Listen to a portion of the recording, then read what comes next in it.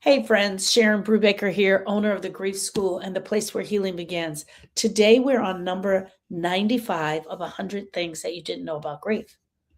We are on number 95. I can't believe we're already up to number 95. It's just crazy to me that that's where we are.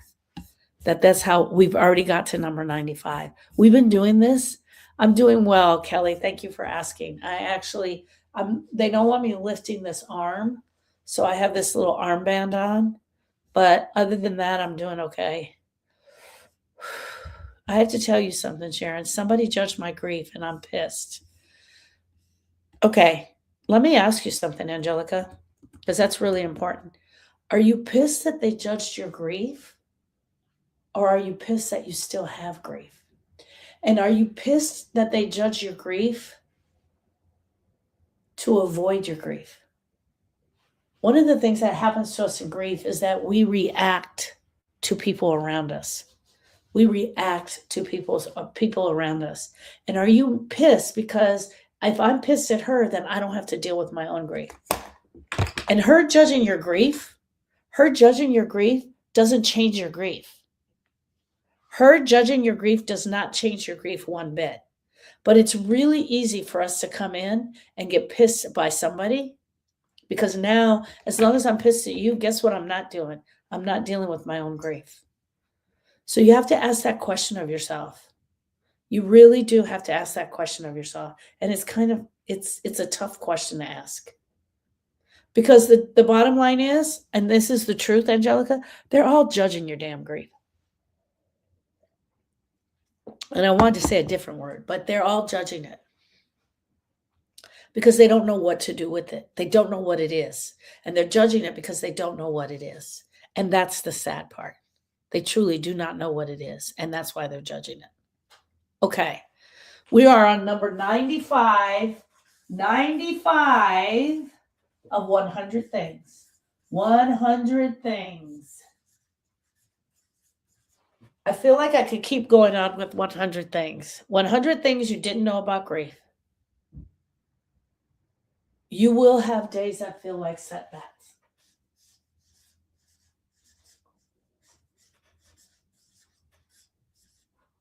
You will have bad days.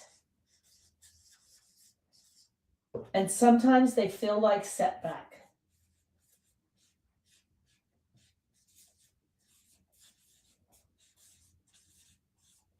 And sometimes the days can go on. Sometimes they feel like setbacks. Can you shift the board or your phone? Sure.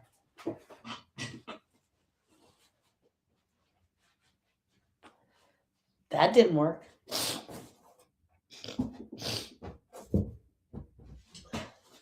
Shift the phone.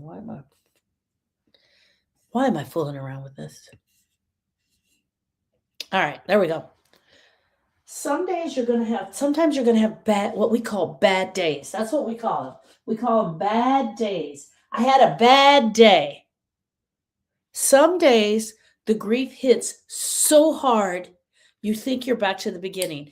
I can't even begin to tell you how many times. It could be both things at once. Absolutely. It could be both things at once. And you're sick of it. I can't even begin to tell you how many times grievers tell me, I feel like I'm back to the beginning. I feel like I went back to the beginning. There's something wrong. I'm back where I started from. The sadness starts to rise. The pain feels fresh. It feels absolutely fresh. It feels brand new. The pain feels fresh and brand new. And you start wondering if any of your healing is real. Any of the work that you've done is real. Those moments can feel discouraging. I'm telling you, they can feel discouraging. And they can also feel exhausting. It's not failure. Grief has layers. It has layers. Grief has layers. You may have done layer 1 and layer 2 and layer 3.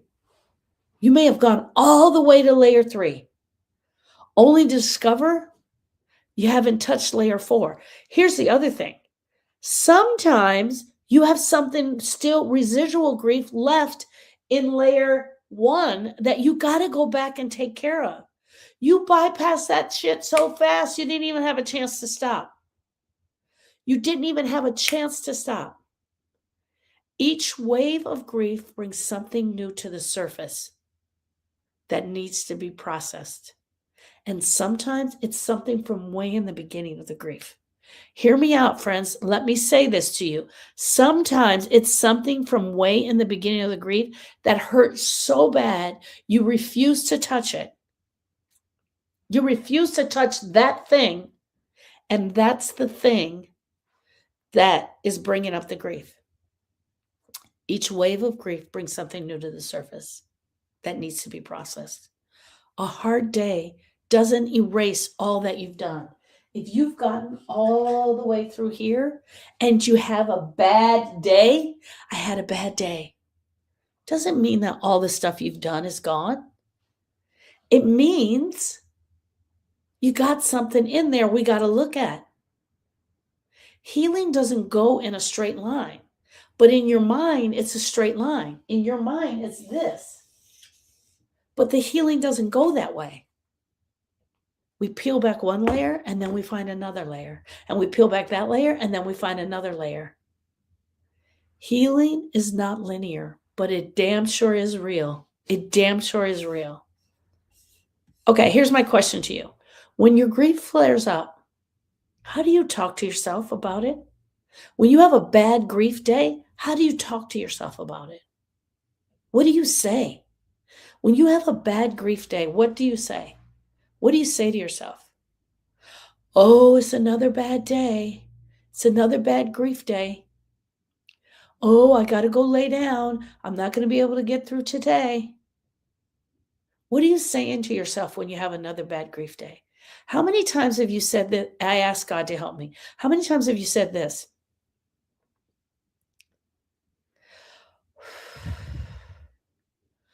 Hello, grief. I see you. I know you're here. Feels like we're going to have another bad day. What are you trying to show me? What do I need to see today? See, a lot of us, what we do is we resist the grief and we push back against the grief. Blow it off. Hello, grief. What are you doing here today?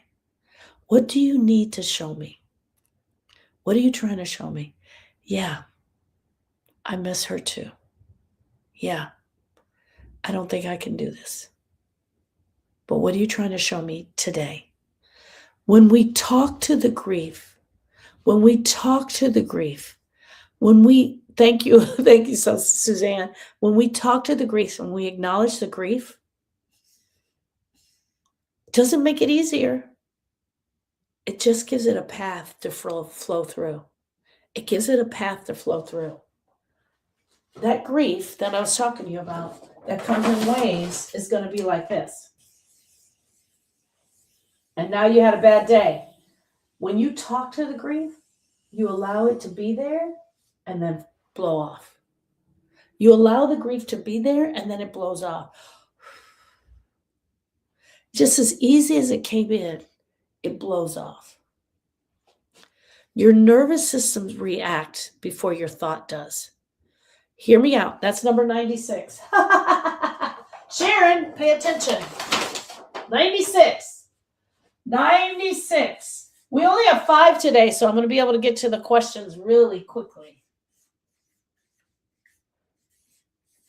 I said your nervous system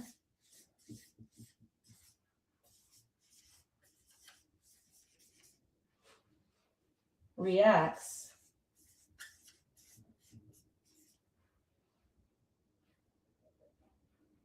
sound like somebody was knocking on the door before your thoughts do.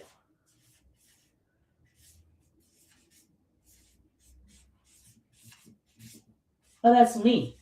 I'm the one making that noise. Okay, let me explain this to you really quick. And then I'm going to show you a picture of it. Your body responds to grief. Your body responds to grief. But before your mind can catch up, before your thoughts can catch up, most times you're already feeling it in your heart. Most times you're already feeling it in your heart. Your heart races. your chest tightens, you freeze, or you panic. And that's the thing you guys are calling overwhelm. You start to panic and you don't know why. This is not weakness. This is not weakness, my friends. This is your nervous system remembering the trauma and trying to protect you. Because sometimes what happens is the thoughts that you had are right here in the back of your mind, and they're running so quietly. She died. She died. She died. She died. She died. She died. She died. She died. Angelica, you can ask me any question you want, but I'll get back to it after I'm done with the lecture. Thinking your way out of grief does not work. Trying to use your brain to get you out of grief is not going to work because grief lives in the body. Your healing from grief is going to require you to learn what it is. You need to learn what this thing is. Healing requires learning. It requires that you learn what your nervous system is doing. It requires that your body understands that it can be safe again. When the body settles, the mind follows. When the body settles, the mind follows. When the nervous system calms down, the mind is going to follow.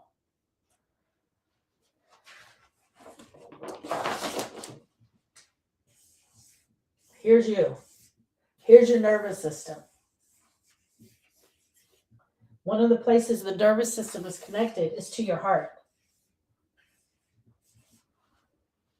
One of the things you're going to do is you're going to feel emotions in your heart first. For a lot of us, we just feel sad. I feel sad.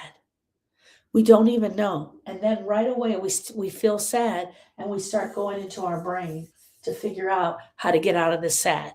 That's one thing. Yeah, and then a nice accessory. Excuse me. Your brain is trying to figure things out. So it goes to thinking. But a lot of times you feel it in your heart first, and it's coming from your nervous system. You cannot think your way out of this grief. Healing requires that you learn how to calm the system down. Hey, grief, what are you looking for today? Because your nervous system will react before your thoughts do. It's going to send something to your heart. It's going to send emotions. And hear me out. In the beginning, it's emotion.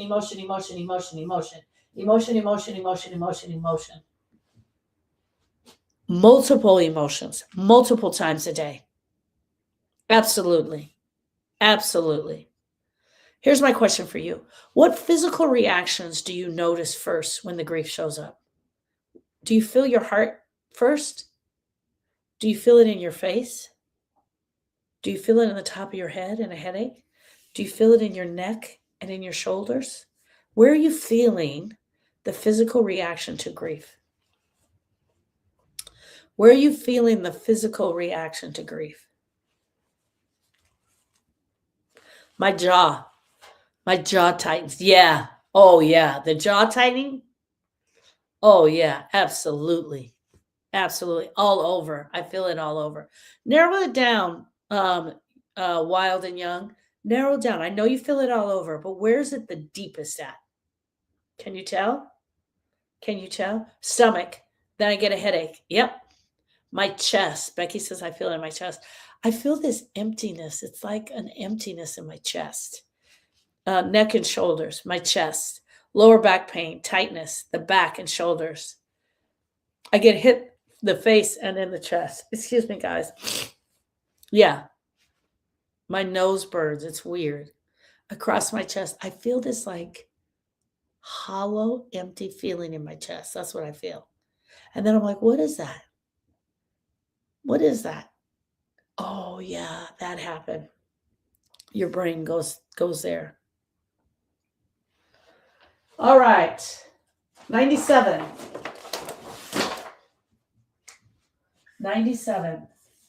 I like this. I like 97.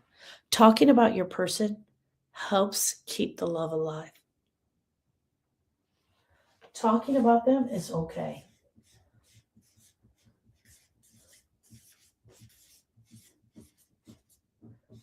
Your person, talking about your person helps you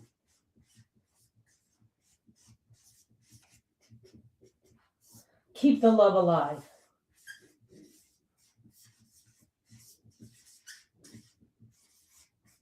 Hear me out. Some people are going to feel uncomfortable with that. Some people are going to feel uncomfortable with that. Some people are not going to want to say their name. But if you say their name, if you want to hear their name, it's up to you, the griever, to say their name. Let me say that again. If you want people to feel comfortable talking about it, then it's up to you to say their name. And when Austin died, and I learned this when Austin died, they were at the lake. It was Father's Day weekend. They had to drive 5 hours back to the house. That must have been fucking torture. Oh my God, I can't even believe it. They had to drive 5 hours back. Brittany writes about it in the book, Grieve That Shit. She wrote about it in there. If you talk about your person and you use their name, people around you will use their name and they will tell stories. You are setting the tone for this grief. This is your grief. Look, little girl, you're setting the tone for it. If you decide that you don't want to hear their name, then don't say their name. If you don't want people talking about your person, then don't talk about your person. It's okay. It's okay. Maybe the first 1, 2, 3 months, you're not going to be able to do it. But then maybe after that, you will be able to do it. Many grievers stop talking about their person because they fear making other people feel uncomfortable. They feel like they're going to open the wounds. They're going to open their own wound, and then all this gook is going to come out. Silence feels protective, but it's actually trapping in the grief. When you're not saying your person's name, it feels protective, but it's absolutely trapping in the grief. Speaking their name, telling stories, and remembering who they were keeps them alive and present for you. For you. And even though it's painful in the beginning, it is so freaking helpful. And it is really helpful for you kids. All right.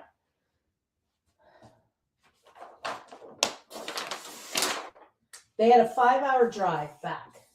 We were at the house waiting for them. There was a bunch of people at the house just waiting for them.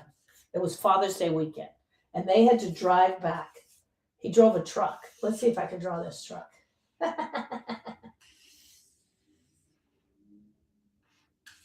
All right. They drove a truck and they had to come back. This was Lewis, my brother Keith, Brittany, my daughter Brittany, and 21 other people, 21 people, all driving different cars, all heading to the house. And here was me thinking, I wonder if Lewis is going to let us say his name. I wonder if he's going to want us to say his name. If you see there in the notes, I have put your person's name in. When you say your person's name, you honor your person. You honor your person. When you say Austin, Donovan, Sharon was my best friend, and Dad, I call him Daddy, but Dad, my dad's name was Tony also. But hear me out. He walked in. Lewis walked in as my brother-in-law. He was there. Bryce. Everybody, let's tap, tap, tap for Bryce. When Lewis walked in, he said, I want everybody to say Austin's name. Well, what he said was, I don't want anybody to wear black. My son was Joy, and he was beautiful. My son was Joy, and he was beautiful. And everybody, let's tap for Debbie. And I want everybody to wear bright colors, and everybody can use his name. When he walked in the door into this house, he started using Austin's name, and he set the tone for how this grief was going to be. And when I tell you he set the tone for how this grief was going to be, it changed everything for me. Because if you don't say your person's name, you, the griever, and who's the griever? The griever is the person that's closest to the person, right? So it could be the parents, could be the grandparents, could be the daughter. The person closest to the person is the griever. You are keeping grief alive by remembering it instead of stuffing it. You are honoring the connection. Your pain will fade when it's processed. The love will never go away. You acknowledge the love. You acknowledge your person. And for the rest of your life, we talk about Austin. We talk about Austin. We talk about Donovan.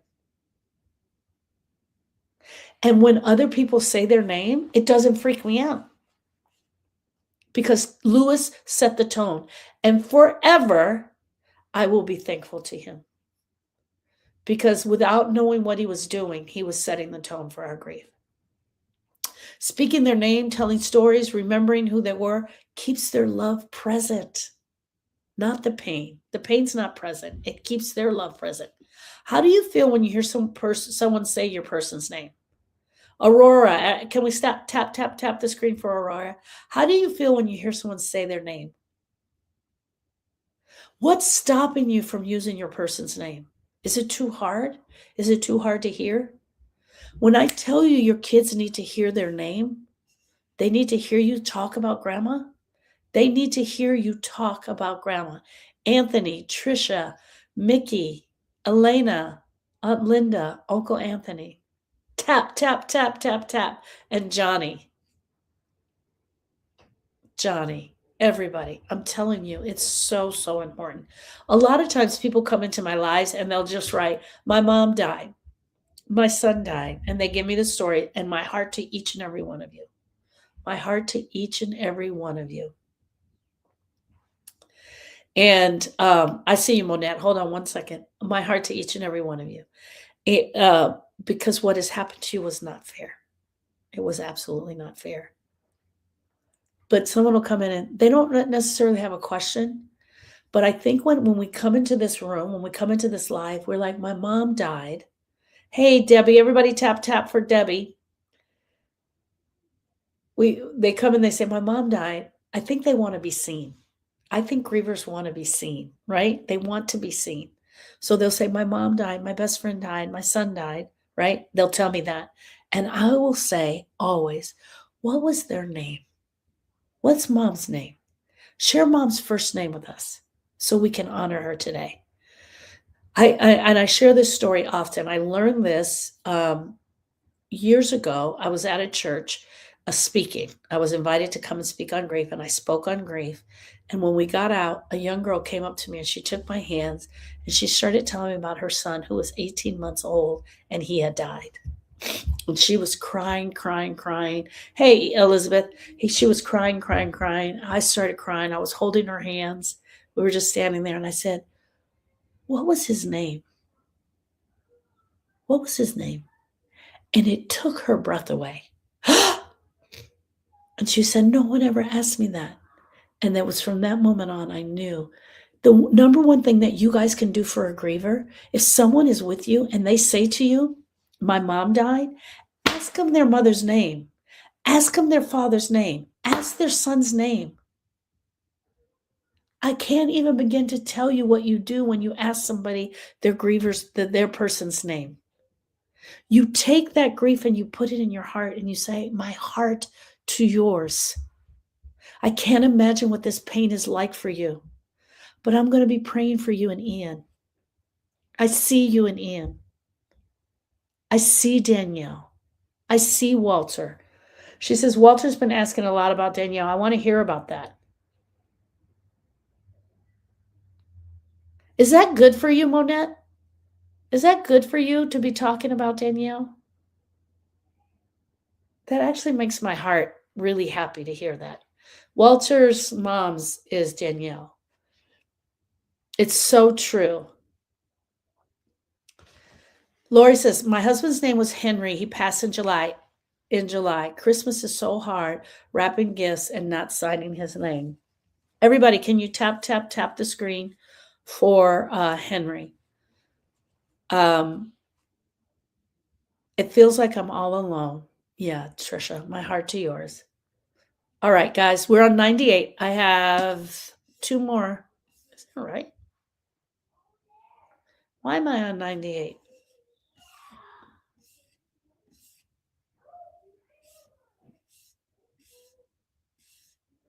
Can I not count? All right. There we go. That's it. That's it for today. 90, 95.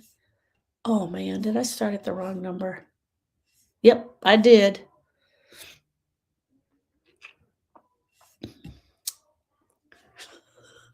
All right, that's okay. I'll just flip the numbers next week.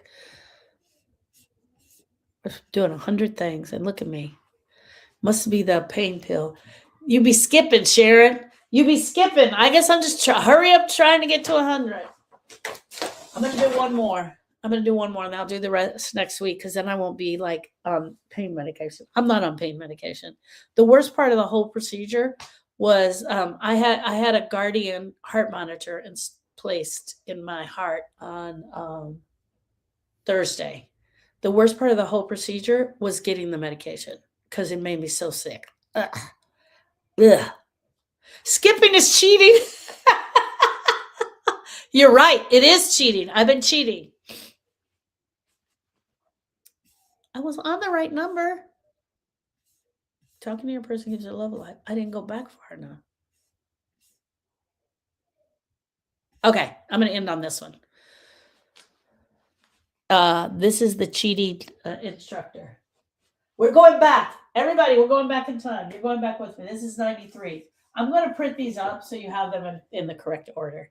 Healing takes work. Healing takes action.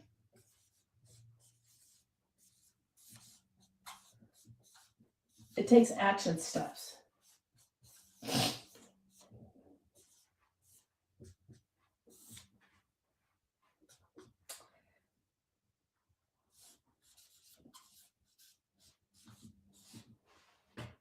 Sorry, guys, I have a cold. You cannot sit around and just wait for this to go away because that's not going to work. You can't. Time alone will not heal this.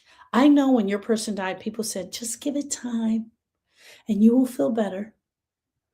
Healing takes work. And I'm telling you, healing is action.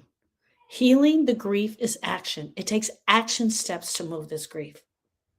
Healing happens when you learn how to grieve. When you learn what grief is. When you learn to move this grief. When you look at the frickin' grief. When you look at your body. When you learn that thoughts are creating the suffering. When you learn that pain will get you stuck if you avoid it. When you learn all those things, you start to put it together. Oh, man. People who heal are not stronger. They are not luckier. They simply learned what to do. They didn't buy into the old rules that everybody puts out. Look at that cake. I want to eat that. They didn't buy into the old rules. They learned what to do instead of waiting for it to disappear. Friends, when I tell you I have grievers in here that have pain from 40 years ago, something happened to them 40 years ago and they've never touched it, and it's now attaching to their new grief.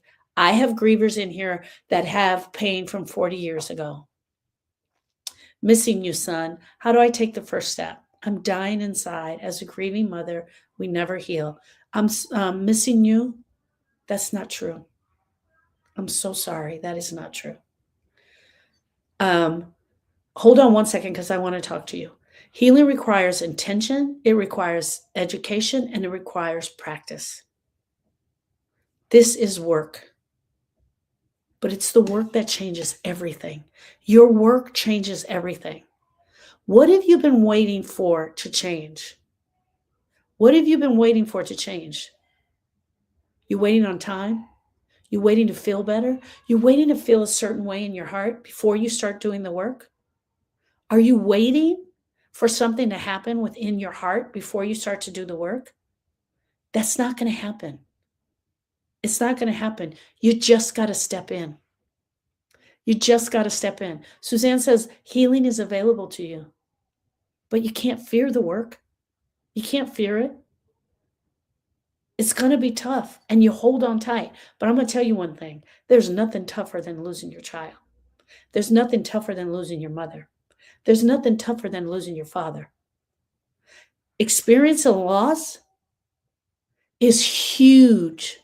Losing your fur baby that you've had for 19 years, that goes with you everywhere, is huge.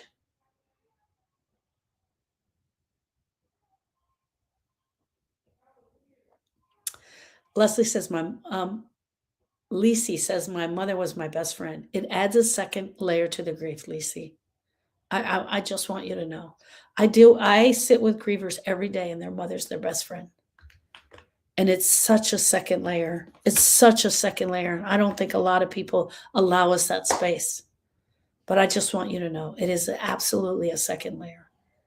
Let me show you what I'm talking about. And I'm coming, missing you, son. Every griever feels a broken heart. Every griever feels a broken heart. When we come upon a grieving experience, it's like someone took a knife and stabbed us right into our heart. And that knife makes a hole in our heart. The knife makes a hole in our heart. And it's sticking out. It's like this. And here, average person in society is walking around talking to us about so many things, but nobody is talking about this damn knife. And every time you see him or hear him, the knife pulls. And that's the grief. And the grief comes up and it digs in there. And you could be standing having a conversation and all of a sudden it's just like, ugh. That's the knife. The knife is the thing we're going after. You and I are going after this knife. We're going to pull the knife out. That's the work. That's the action steps. Pulling the knife out. That's the pain. That's the grief pain. But when you remove this knife, look at what's in here. The hole stays in there. It doesn't go anywhere. The hole doesn't go anywhere. But what fills that hole is your love. Your love for your person. It fills all of your love. Since so big, it feels the love. Yep, it feels the love. Okay. Lisi, I think is her name.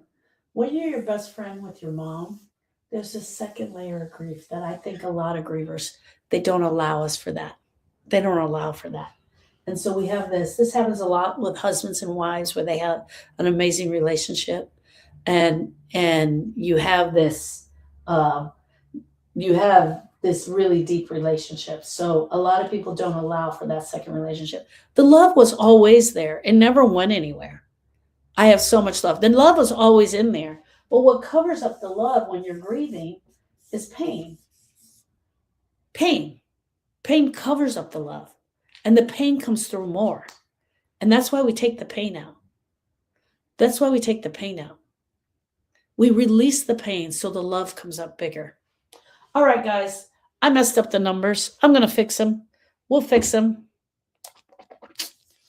And I will get them in order for next week. Thank you, thank you, thank you, thank you, thank you. All right, TikTok.